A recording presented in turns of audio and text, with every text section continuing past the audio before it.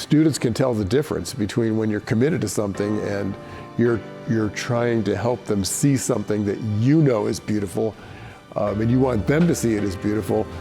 They're willing to be convinced. They're willing to get on the train, you might say, I think, if somebody has skin in the game.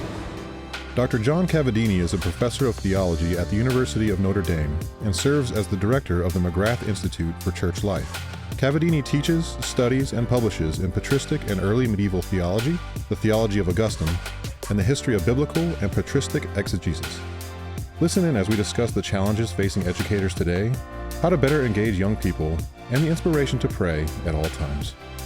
Benedictine College is transforming culture in America, one conversation at a time. From our studios in Atchison, Kansas, these are the Benedictine Dialogues. Well, thank you all for tuning in and for this very special episode. I'm here with Dr. Cavadini.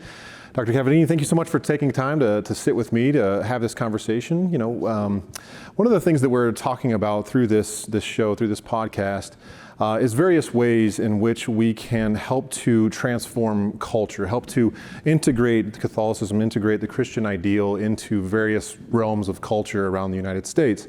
And a big one that I'm looking forward to talking with you about is in the area of education. And so I'd love to kind of hear first off your thoughts about sort of the state of education as it is now, maybe some of the pros that are occurring, and then maybe some of the negatives that are occurring in the current educational world. Yeah, there's a lot of range in the educational world right now. And generally you hear a lot about critical thinking, so our class are supposed to inculcate critical thinking, whatever that is. I guess, well, I do, like I talk about it. Sure. Though it's not being critical, it's being able to approach a text or something critically in the sense of analytically, and being able to find themes in it, being able to connect them to other themes, being able to speak about it fluidly. But I also tell my students there's another skill that I think we don't talk about a lot and we haven't learned how to talk about, which is the skill, I would say, of disciplined reception. Disciplined reception of wisdom of the past. And that's also a skill. Yes. It doesn't mean just absorbing it and repeating it, but it means maybe giving the benefit of the doubt to start with, and to try to figure out, you know, what we might have to learn from something that we're reading. I think that sometimes education gets confused with being able to have an independent and critical thought about what I'm reading.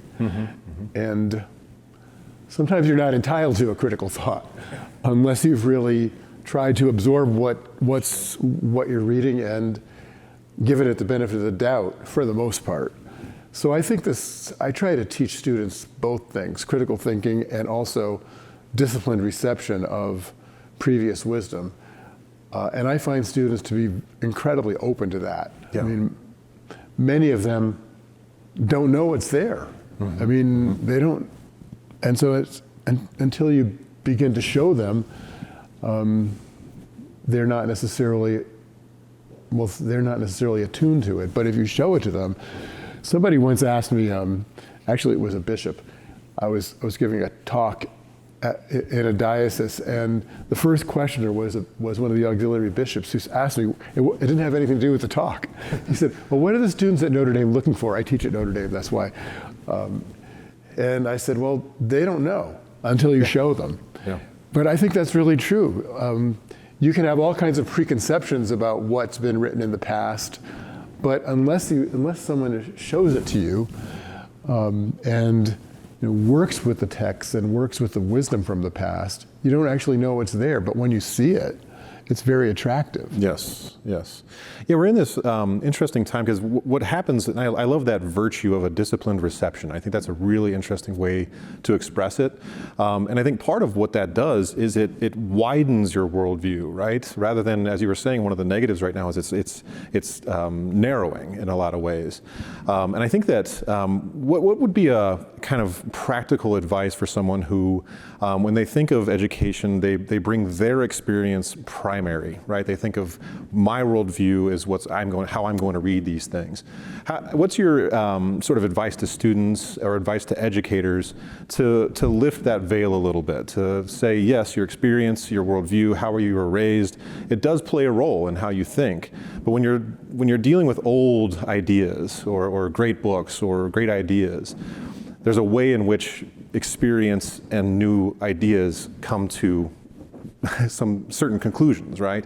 What would be your advice for students and educators in that way?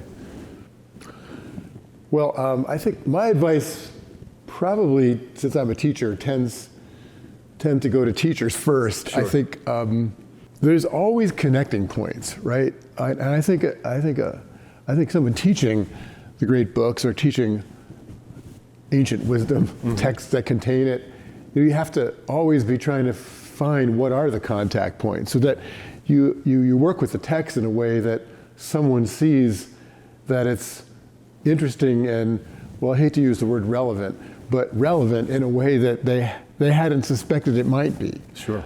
I think this is super true of the Bible, for instance. I mean, I teach the Bible. So a lot of students many students come to the Bible thinking, this is just old, it's whatever, 2,000, 3,000 years old. Right. It's like, I think they assume it's unsophisticated. Especially the Old Testament. You read stories in the Old Testament and they think, well, these are just stories, they're just myths. But the more you show them that these stories, as they're told, are a lot more sophisticated than they thought they were. In fact, probably more sophisticated than the questions you were asking. You actually win people over. They actually get drawn in. Like Jacob and Esau just comes to mind. Like students, you read the text and students will say, well, how come the Bible is valorizing this guy Jacob? He was like a trickster and he cheated his brother and everything. And so I say, well, where did you get that idea? That the Bible, you brought that to the text. How did you know he was a trickster? Oh, you read the text. Oh, that's right. The text told you that. Yeah. So that's what you're absorbing from the text. And the text is actually operating at a level that's more sophisticated than you were prepared to receive. And of course, the whole idea basically is this is about the election of Jacob. And we can see that he's not being elected. Neither is Israel elected, neither is the church elected for any merit that they're bringing to the table, because you can see. But on the other hand, Esau, who couldn't wait 10 minutes to eat lunch and sold his birthright away, that's not exactly a trait of a good leader. Right. So God's providence, in this text works through human freedom without abridging it, and the text puts the questions out there, and something like that students get drawn in. And they can see that what they had thought was naive and ancient and primitive, what actually has more purchase on them than they thought. So if you can recover a text like that for a student, you go a long way towards recovering the whole semester, the whole Bible, or whatever you're reading, it seems to me, for example. Yeah. When there's those eternal truths that unfortunately our culture does not lead with very often, and so whenever they're introduced to students for the first time, it is a bit of a worldview shift. Things like anthropology, what we are as human beings, that especially through Scripture, where you learn anthropology as well as the nature of God Himself, right? And a lot of that hasn't been introduced to many students today, well until they're older, until they're in their teens or older in college. And so, one of the things that I'm interested in is the role of education when it comes to sort of flowing into culture. How we think about ourselves, how we think about God, these things find their ways into culture in so many different ways, media, writing, the way we live, all of that. What are some thoughts on what goes on in a student as they're being formed in these eternal truths? And what would you encourage them going into the culture to do, to take those truths out into the culture? People are drawn to beautiful things, maybe sometimes in spite of themselves. Maybe something beautiful in a place they weren't prepared to see it, and maybe had preferred not to see it. But if you can help a student appreciate something beautiful, especially where they hadn't expected it, I think the whole idea is to bring these things into culture, because our culture is so fractured. Basically, it's so ugly, it's so divisive, and so many beautiful things get trodden underfoot. If you can recover those things and help people be able to talk about them, be able to show them to other people, be able to live out of them, you develop a culture of attraction, I think. And unless you do that, people are just trapped in divisiveness. They don't see any way out of it. There's no third way, or there's I like Flannery O'Connor's idea, or the title of that story that she has, everything that rises must converge.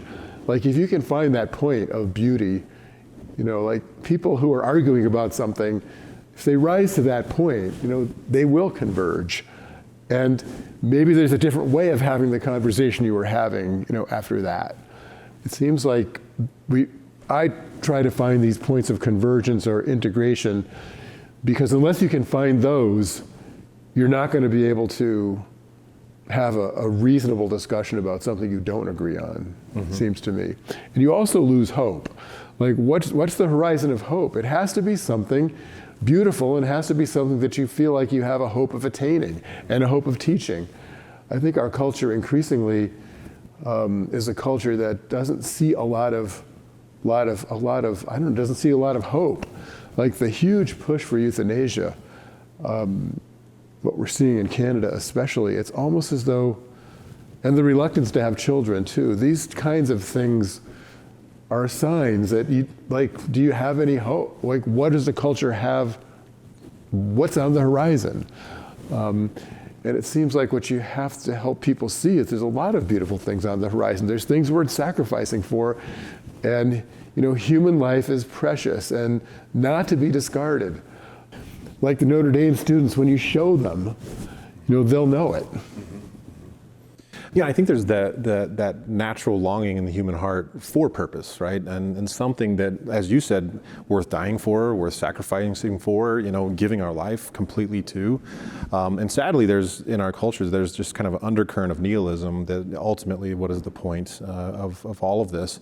And it seems to me that as you introduce these great truths, these great eternal truths, especially I think now, I think we're in an anthropological crisis in a lot of ways. We don't know what human beings or human persons are for, or why we exist, or the point, which gets into the question of euthanasia and a lot of that. And so what are those kind of undercurrents that you're seeing in culture that are getting anthropology wrong, that it's forming people to think about themselves in a way, and what's the unfortunate outcome of those things? Well, one thing I notice about students nowadays is that they're very anxious. They're like anxiety ridden. There's so much anxiety, and it all is connected to success. Like, can I succeed? Can I get a good job? But it's not just that they're worrying about these things, it's that their self-worth seems to be predicated on them. What does it mean to be a human being? It means to get a good job, it means to make a lot of money, it means to acquire prestige, it means to have status, it means all these things, and the anxiety comes because if they feel they don't attain them, or attain them at as high as they should, they're not worth anything. So somehow there's nihilism comes from that. But that comes in from the culture, right? Because the culture teaches, basically you don't have any meaning apart from these kinds of successes, because there's nothing deeper to give you meaning. I think as religion gets more and more pushed aside, the possibilities for finding meaning in life get truncated, and what are you left with? You're left with how much money I can make, what kind of professional school I can get in, and how high I can get into that. And I think that therefore, how do you ease anxiety? You have to get someone to stop and think, and look at some of these more ultimate questions and the way that they've been explored, so that these are avenues to meaning. They're avenues to thinking about the human being as something more than a cipher for prestige and for money and for power. That the human being is ordered towards beauty, is ordered towards God, is ordered towards family, is ordered towards interdependence, is ordered towards communion. And these words seem to mean nothing now, because the premise of this sort of culture that's addicted to this kind of success, it's not really success, but and promotes anxiety, is very atomizing. You're on your own, basically. And if you want to have a family, do it on the side. Like, what's important comes first. Those things, you want to do them, fine, but they're not gonna make you who you are. And once you do that, you've really sapped. You've sapped the meaning out of it. You sap the possibilities for meaning, because you don't see past the anxiety. And it also makes for conformity, because if this is the only thing that you know and you're anxious about, you're just anxious to conform. And so you don't even look. You think that, everybody who's a believer is a fanatic or irrational and superstitious, or there's no ability to distinguish real superstition from actual religion. I think that the cultural currents that are coming in are often they increase the anxiety of people, and they seem to foreclose. Well, that's what nihilism is, right? When you only have material success as your marker. Yeah, and somebody I think of as we're talking about two different points that you bring up. One is our mutual friend Bishop Barron consistently talks about the issue of a culture of self-invention, right? That we don't think about things like communion, we don't think about things like family life or being part of a greater tradition. Rather, it's what can I make out of myself by myself, right? And his ultimate conclusion is always that, well, that's boring, right? Because where are you going, where are you coming from, with something like that. And then secondly, an issue that Russell Kirk brought up a lot is this idea of human beings as homo economicus, right? That the reason we exist is for some kind of economic output, most often out of selfish desire, that I just want more money, I want more prestige, more things. So it sounds to me like what's happening is that we're being kind of formed in this river of just you be you, and ultimately that's what's going to make you happy. But as you're saying this, right, we're ultimately talking about what's going to make people happy. And so it seems to me that anxiety, right, is an output of aiming at the wrong things to be happy, right? Yeah, absolutely. It is. I mean, sometimes I think the best thing that can happen to people like that is to fail. Not fail utterly, but sure. My student, I tell them, when I took genetics when I was a sophomore, I got an F on the first exam, and I'm still here, I'm alive. I survived. Actually, I got an F on the second test too. Anxiety means you're reluctant to take a risk. And it's sort of these risks that you learn to take that can sometimes lead you somewhere. So I try to have sort of fail-safes in my classes where students can feel like they can take a risk, not a huge risk, but like once you learn to take a risk, a little bit of a risk, and sort of like, postpone this horrible kind of anxiety. Once you sort of acquire taste for it, and you start seeing there's a little bit more depth and texture to life than you thought there was. And I don't really blame the students so much, because they haven't really. What are they taught? The culture just teaches them you're not worth anything unless you succeed. And so you have to get at that, worry about self-worth, I think, first.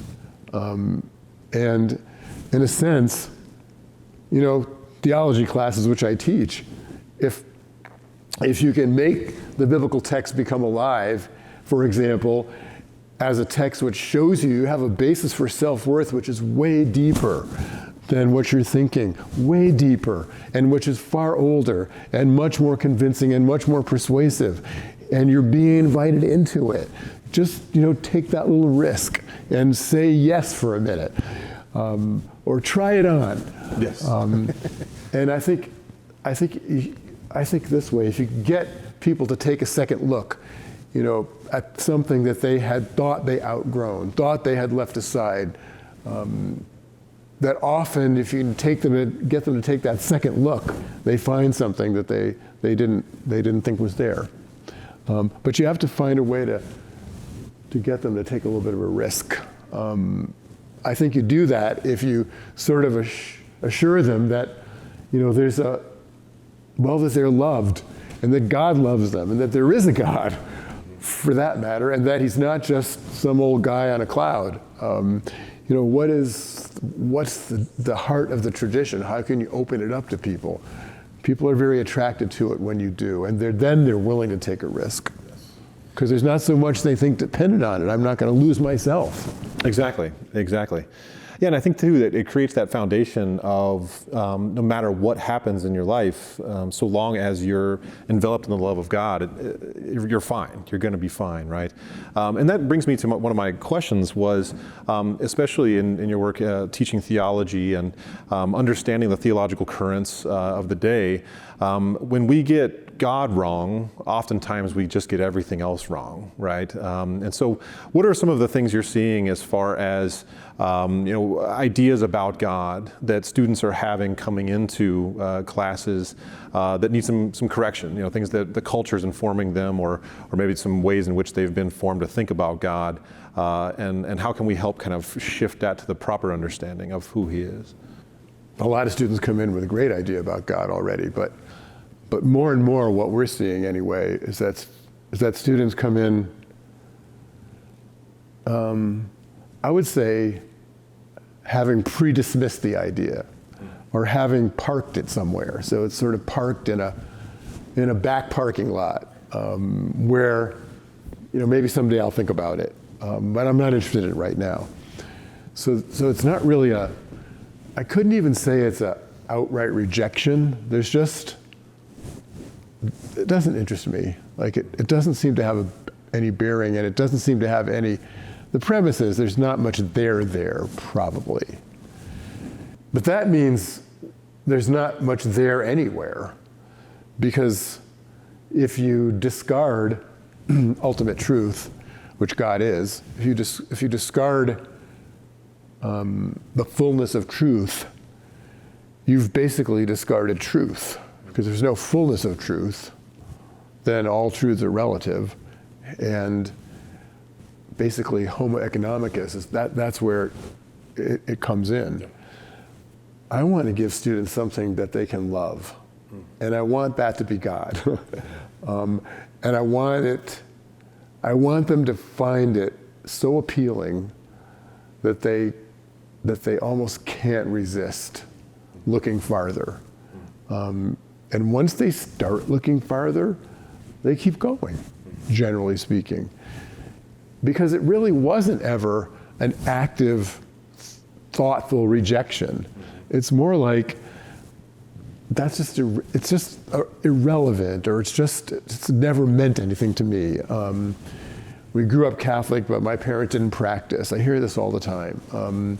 We never went to church. We went to church once in a while. The whole thing gets parked, right? Religious practice, the idea of God that goes with it, it's all somehow secondary.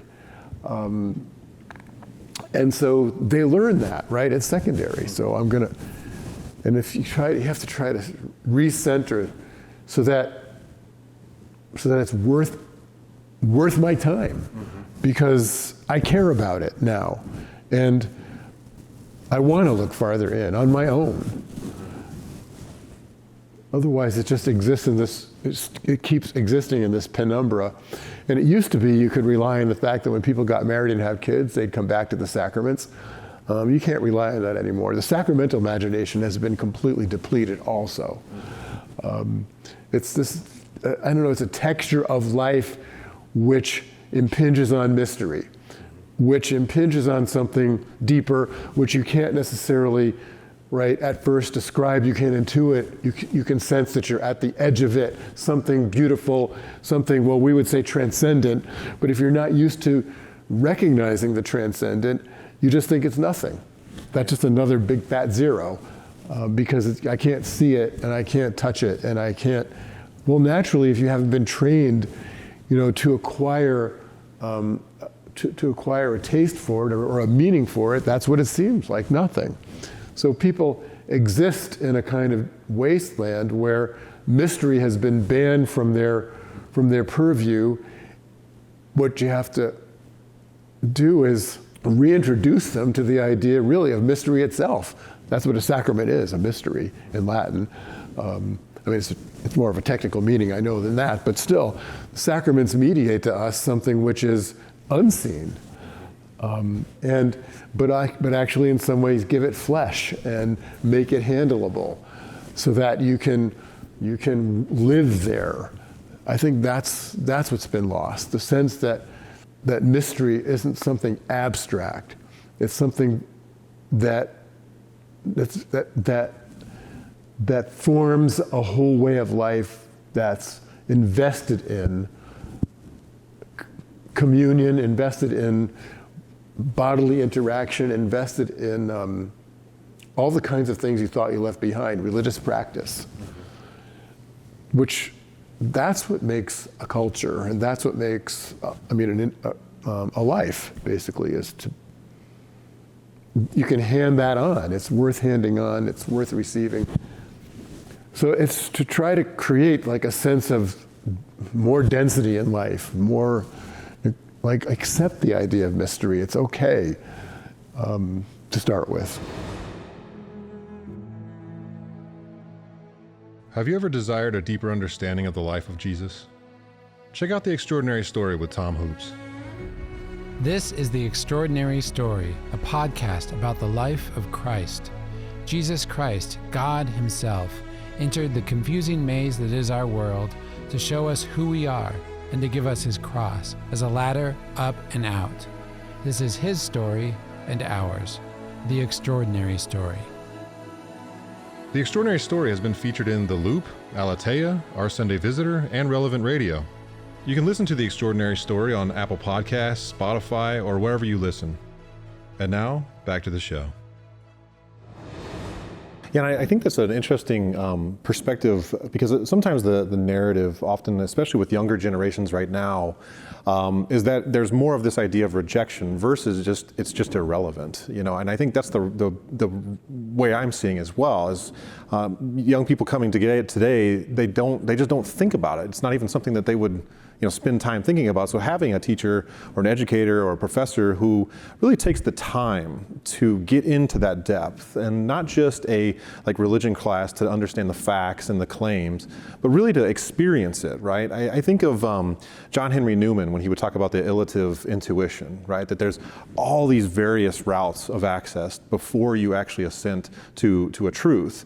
And so often maybe we focus too much on an intellectual or maybe an experiential, but it seems to me, like in my experience, it's far more all of these kind of intricate ways in which a person comes to experience mystery, experience love through another person first, and then from there into that grander vision of God and that grander experience of God. And so, something I'm thinking about is the idea of the educator themselves regularly experiencing mystery, thinking about the spiritual life of an educator. How important then is it for an educator themselves to be enwrapped in the sacraments and the life of the church, and ultimately, obviously, in the life of God? Well, I think it's super important. That's a technical term. No, I think it's super important. I think because, I don't know, this gets credited to various people, Paul VI or whoever, but people listen to witnesses rather than teachers, or if they listen to teachers, it's because they're witnesses. I really believe that. You have to work in a way that students feel like you have skin in the game, that this isn't something that is only abstract or is only past or is only conceptual, but that in fact, if you're speaking out of your own practice and quest. Not that you're always telling them how many times you go to Mass a week or anything like that. You might, but in passing. But it's not about you, right? But it's about if you have your own, growing experience of the spiritual life, you might say, and its difficulties, its twists and turns, its struggles. If you're not involved in those struggles, you can hardly help somebody else. Not that you necessarily report your struggles, but you can sense them in other people. You can figure out where someone may be, headed in the wrong direction or might be having a problem, and you can figure out what to say in that situation. It seems like, I think students, and I think if your religious practice of the sacramental life, really forms you in caring, then students can feel that. These students are somebody's kids. And I need to care about them like I care about my own kids, while I have them. And so what do I want for my kids if they were in this class? I have to then figure out how I'm gonna. But that comes out of really practicing. It comes out of you can call to mind lots of analogies, lots of illustrations, from your own life.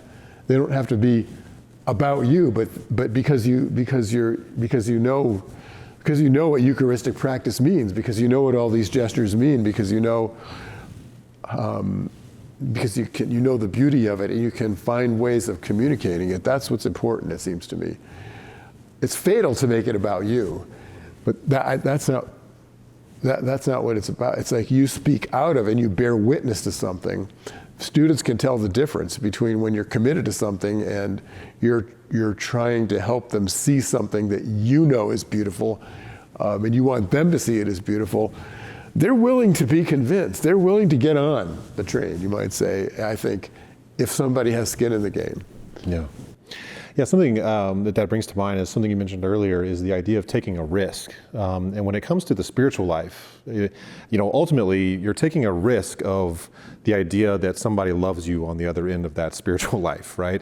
And it seems to me like maybe there's an adversity to taking that risk because sadly our culture hurts people all the time, especially when it comes to experiences of love. Family life right now broken in many, many ways all over the culture. So when it comes to then explaining and experiencing God himself and the love that he offers, it takes a person who's already experienced the risk that it takes and the ideas of, especially I love the idea that you mentioned even the struggles that it takes. I'm sure all of us have had moments of crises of faith or in our own life, and there's a risk in that, right? Of continuing in the spiritual life, knowing that those risks come. It's also little things, like I challenge myself. So I remember one day someone was telling me about a Muslim believer who dropped the Quran onto the floor and picked it up and kissed it because he had dropped it onto the floor. I thought, well, why can't I do that? And I just started to do that. So, but that was a little risk for me, I think. I don't know, maybe Catholics were trained not to be religious in public or something, I don't know. But I just decided that the first time I use the Bible in class, I'm gonna kiss the Bible. I don't care if it's embarrassing, just do it, John, and shut up. So I started to do that. And then, that's how somebody else can get the idea that this is okay, and it could be a little bit cool. That plus things like, well, if you're in a restaurant, will you make the sign of the cross? I never used to, and I thought, why not? What are you afraid of? But I'm embarrassed to admit it, but that little thing was a risk, and I just decided I'm doing it. And so those kinds of things in class, also in some of my classes we read the Acts of the Martyrs of Lyon, and I happen to have a relic of Saint Blandina, who's one of the one of the central figures in there. So I bring it to class. I show them how to venerate a relic. Like, they want to do it all of a sudden. But you have to be willing to put yourself in an embarrassing position, or what seems to you to be an embarrassing position. But you know what? The more you do it, the more you get a little courage. So this risk taking, I have to speak in the first person about it, because like, I got to learn to do it too. And I think over the course of my life, I've been trying to learn it more and more. Pascal says, right,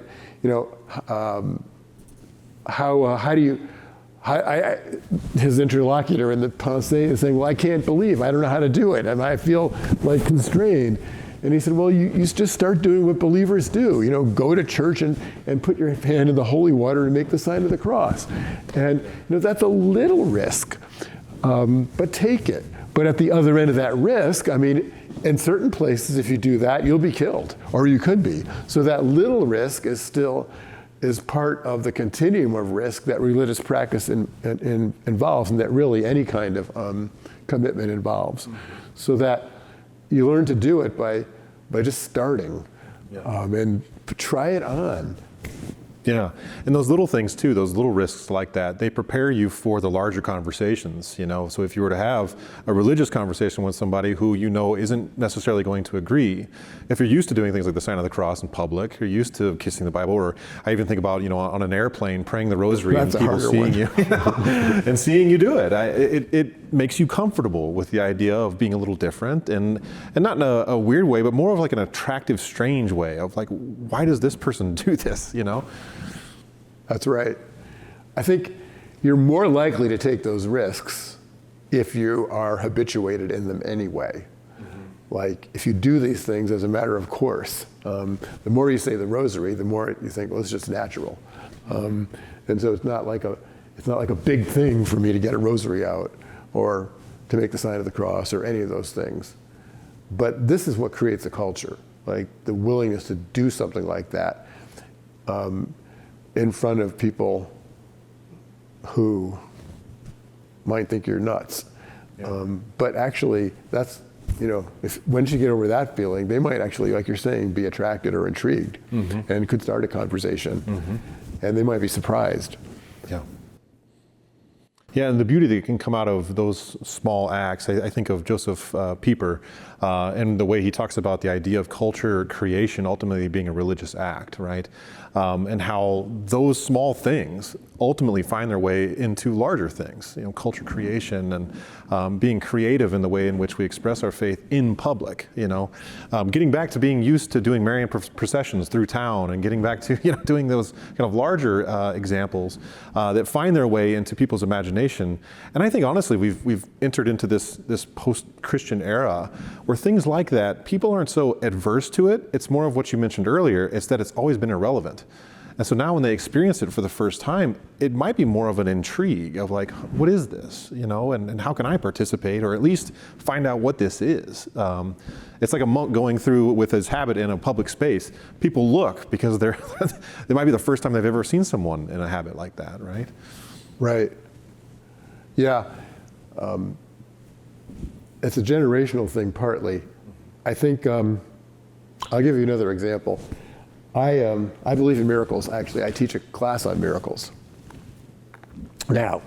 But for a long time, I was kind of reluctant to talk about the miraculous in class. I don't know, growing up, I suppose, and it is true that you can be fixated on the miraculous in an unhealthy way, as though if there were no miracles, like you wouldn't believe, or something like that, or if you didn't. But I just decided over time, I got used to this idea that, miracle is part of the economy that God has given us, like the economy of preparation for the faith, or I'm missing the phrase I want, but anyway. And so why not? I mean, if you think about the theophany really at Fatima, like, why wouldn't you put that out there? Because it's astonishing, and you have to, give people an opportunity to receive it, instead of pre-deciding for them that this is too I don't know, whatever one's fear is, to a cult or to something, I don't know what. Don't pre-decide it for people. Like, God didn't pre-decide it, like he went through with it. So I actually taught a little course on the 100th anniversary of Fatima with Sister Anna Estelle. We taught a 1-credit course on Fatima one fall. A lot of students took it, and it's just one of those things, you get used to doing it. Yes, it's not right to create a culture where you tell God, I'm not going to be a believer unless I see a miracle. That's, prideful and presumptuous. But we're a long way from that. Right. I think people just think, they think that people who maybe believe in miracles are just superstitious. They never really, plus they have the wrong idea of what a miracle is. I think people think that miracles are there basically to prove the faith. Like, well, if I could only see a miracle, then I would believe. What you really mean is, then I wouldn't have to believe. But that's not what the miracle is for. The miracle is there to provoke faith, precisely faith, and to challenge faith, and to help you go farther in faith. And so you help people understand that. Anyway, this is an example of a thing that I grew up sort of somehow having learned that you don't talk about these things. But as I've, over the years encountered students, I just got a little, courage or something, I don't know, and decided, this is worth talking about and I'm going to do it. Yes. So I have this whole course on miracles now, actually, that students love it. And it's not a course on learning how to be perversely addicted to the prodigious, like tabloids or something. But it's a course about learning to receive the signs that God sends us.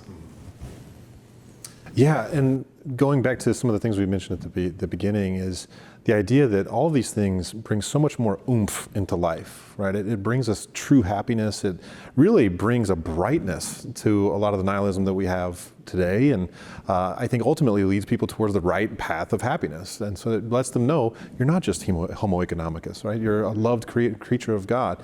And so education is far more than just handing off facts, but it's a whole way of understanding life itself and understanding, what's going to bring us ultimate fulfillment. Really, you should be giving somebody a horizon that they didn't have. Yes. And that means a direction, therefore, and somewhere to go that they didn't see. They didn't see they had the option. That's what it's about, giving them those options, giving them that horizon that had been shut out. And it's shut out for them, like it's pre-shut out. I don't blame them, because it's like they've been taught not to look. They've been taught to go away. Well, Dr. Cavadini, this has been an absolutely wonderful conversation.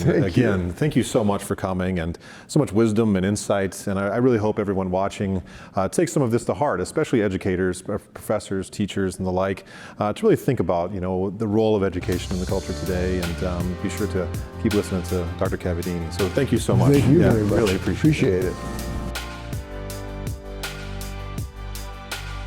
We hope you enjoyed the Benedictine Dialogues, a production of Benedictine College in Atchison, Kansas. To catch all the latest and support our growing platform, visit media.benedictine.edu. And be sure to recommend this show to your friends and family. Help us to transform culture in America, one conversation at a time.